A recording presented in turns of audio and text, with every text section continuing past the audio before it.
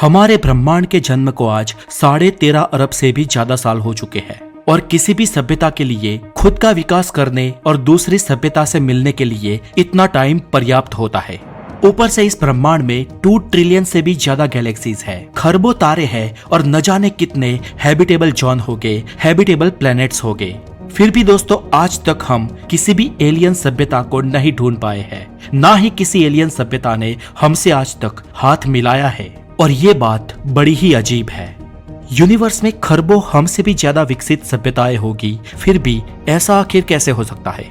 क्या एलियन हमें इग्नोर कर रहे हैं, या क्या ब्रह्मांड की विकसित सभ्यताएं समय के साथ नष्ट हो गई है, या क्या ब्रह्मांड का विस्तार इसके आड़े आता है, या फिर क्या हम ब्रह्मांड में अकेले हैं?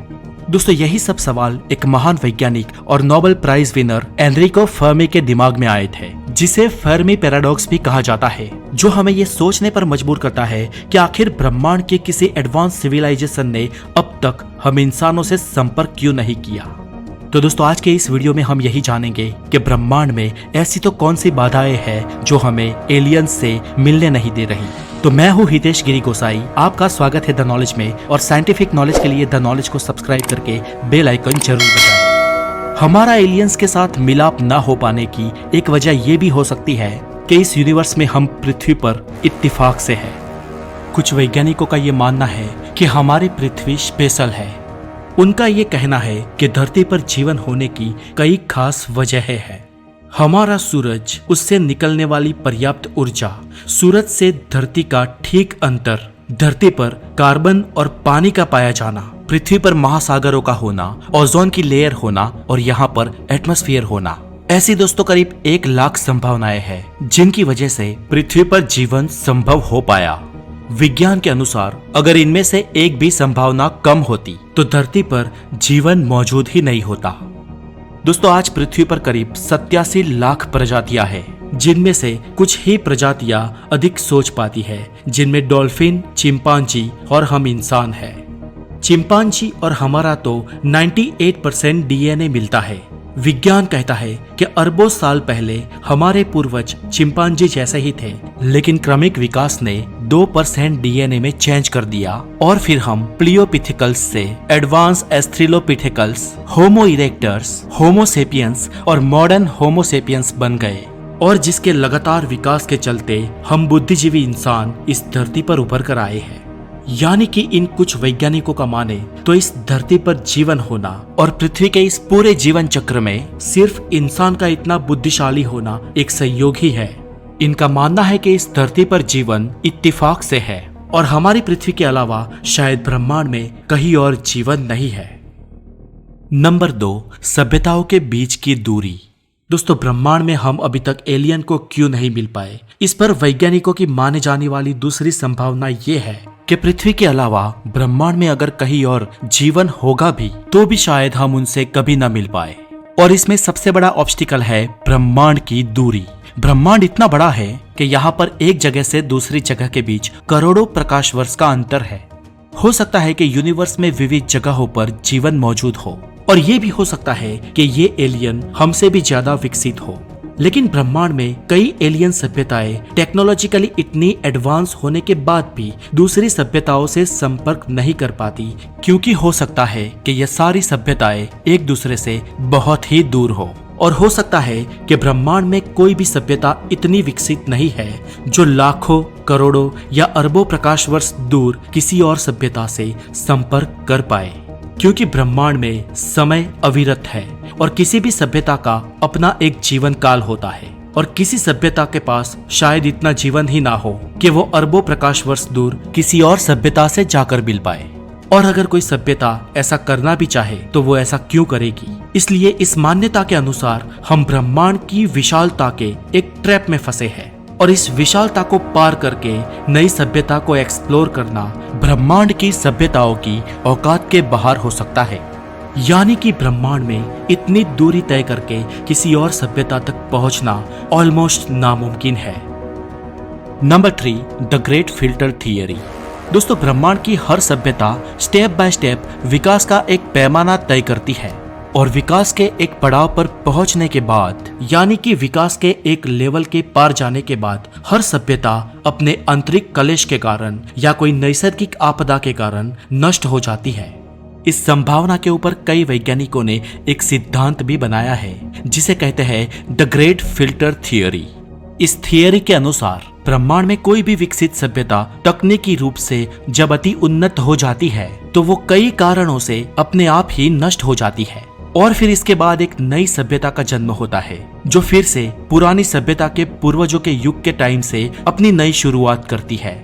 यानी कि ये साइकिल हमेशा चलती ही रहती है और ये संभव है कि हमारे आसपास के विस्तार में या सोलर सिस्टम में कई और जगहों पर या हमारी पृथ्वी पर भी हमसे पहले कई सभ्यताएं जन्मी हो और उनका खात्मा भी हो गया हो। ये भी संभव है कि कुछ लाख साल बाद हम इंसानियत का भी खात्मा हो जाए और फ्यूचर में क्रमिक विकास के चलते पृथ्वी पर कोई और जीव हमारी जगह ले। दोस्तों, अब ब्रह्मांड में हमें एलियन न मिल पाने की हमारी अगली अवधारणा बड़ी ही इंटरेस्टिंग और आपका दिमाग खपाने वाली है, इसलिए दोस्तों इसे ध्यान से समझना। एक वैज्ञानिक थे J.J.C. स्मार्ट, यानी कि जॉन जेमिसन कार्सवेल स्मार्ट, और इनके सिद्धांत के अनुसार ब्रह्मांड में अगर विकसित सभ्यताएं होगी भी तो वो इस 3 आयामी ब्रह्मांड से बाहर चली गई होगी। दोस्तों, हम एक 3 डायमेंशनल वर्ल्ड में रहते हैं। हमारा 3 डायमेंशनल भौतिक ब्रह्मांड करीब 13.8 अरब साल पुराना है और ब्रह्मांड में गैलेक्सीज का निर्माण भी अरबों साल पहले शुरू हो गया था। इसलिए अरबों साल इनफ होते हैं ब्रह्मांड की किसी सभ्यता के लिए विकास की हदें पार करने के लिए। और जॉन स्मार्ट ये मानते हैं कि ब्रह्मांड में बहुत ही विकसित सभ्यताएं शायद भूतकाल में रही होगी और वो इतनी विकसित हो चुकी होगी कि वो ब्रह्मांड से बाहर चली गई। ये बात थोड़ी अजीब है ना दोस्तों, लेकिन चिंता ना करें, मैं आपको समझाता हूँ।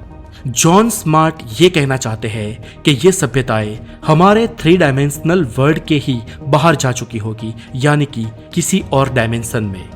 उनका ये मानना है कि विकसित सभ्यताएं हमारे ब्रह्मांड में मौजूद थी, लेकिन वो आज हमारे इस ज्ञात ब्रह्मांड को छोड़कर अपनी विकास की गति और आगे बढ़ाने के लिए किसी और आयाम में जा चुकी होगी।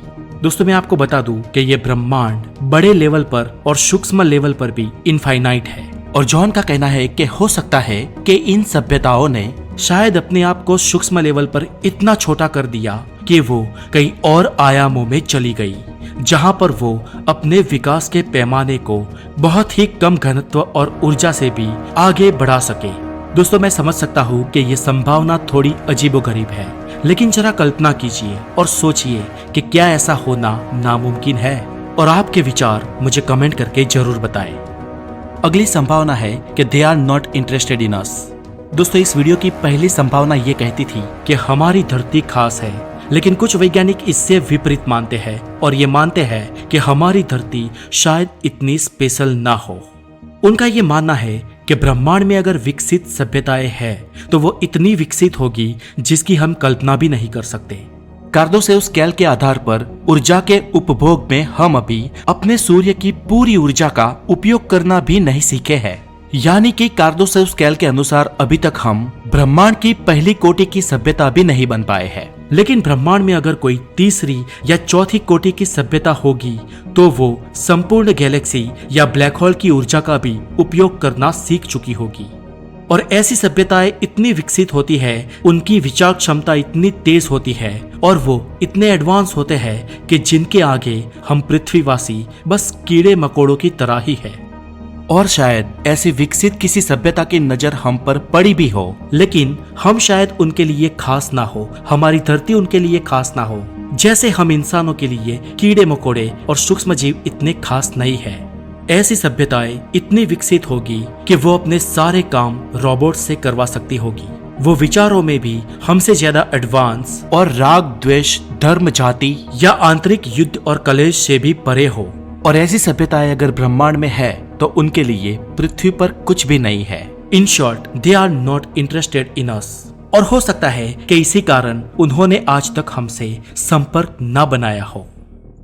अब दोस्तों, एलियन ने हमें और हमने एलियन को न खोजे जाने की एक और वजह वैज्ञानिक ये भी बताते हैं कि शायद हम मैट्रिक्स में जी रहे हैं, यानी कि हमारा ये ब्रह्मांड रियल है ही नहीं।